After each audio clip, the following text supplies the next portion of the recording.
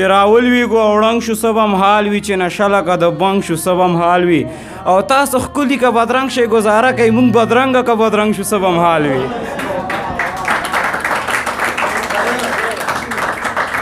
تاسو ښکلي که بدرنګ شئ ګزاره کوي موږ بدرنګه که بدرنګ شو سبم حال وي ما د نورو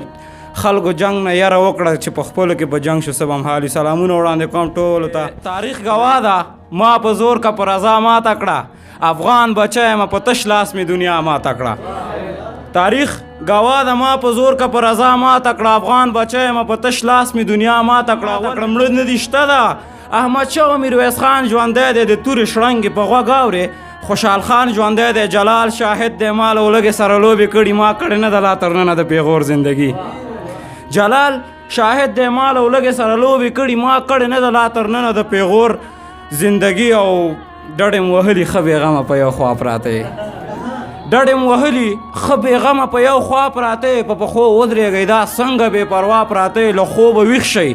لمر ختلی رڼایي خوره ده د ښار کوڅو کې مو درګاه د غریبي خوره ده تر څو به څښات غواړو زکات غواړو تر څو به لاس اوږدوو نورو ته خیرات غواړو راویښ شئ خیر د نوره له تمه له پردو مه لرئ څه امریکا لندن یمن یا یونان درښایم خوا کې پراته درته نږدې همسایهګان درښایم تاجکستان ازبکستان ترکمنستان درښایم قرغیزستان هند و ایران او پاکستان درښایم تاجکستان ازبکستان ترکمنستان درښایم قرغیزستان هند و ایران او پاکستان درښایم چا مو پوښتنه وکړه څوک مو احوال ته راغله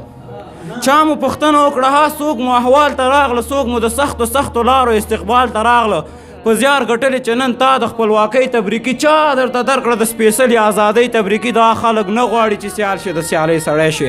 خپلواک یې اوس مننه دا خلک نه غواړي چې سیال شي د سیالۍ سړی شي خپلواک یې اوس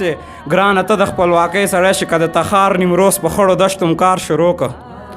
که د تخار نیمروز په خړو دشتو م کار شروع که یا د پکتیا د جلغوزیو خوند مو ولیدلو یا د هرات د زعفرانو په ارزښت پوه شلی یا مو د امیز د مسینک په خپله وپلورلو یا مو غلو میوو اسبابو ته ګودام جوړ کړلو یا مو سیندونو ته بندونه تل مدام جوړ کړلو بیا د پامیر په سر درېږم رسمیت مه پېژنئ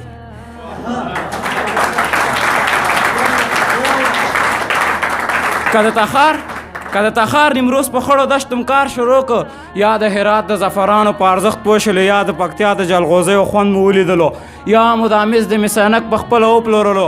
یا مو غلو میوو اسبابو ته ګودام جوړ کړلو یا مو سیندونو ته بندونه تل مدام جوړ کړلو بیا د پامیر په سر درېږم اعلان کوم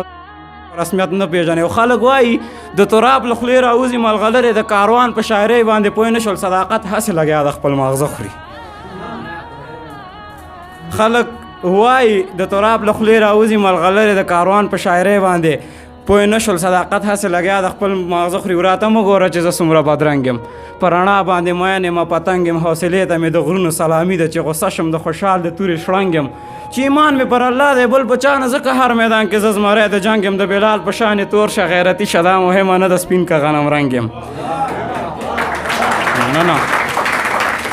د بلال په شانې تور شه غیرتي شه دا مهمه نه د سپین که غنم رنګ یم او زه لمسی د احمدشاه او میرویس خان یم نه چانګیز یم نه فرنګ یم نه اورنګ یم نور ارمان مې په زړه نشته صداقته شهید شوی یم په وینو باندې رنګ یم د نورو شاعرانو د شعرونو لیدو لپاره همدا اوس د شیبه باران یوټیوب چینل ته لاړ شئ زموږ چینل سبسکرایب کړئ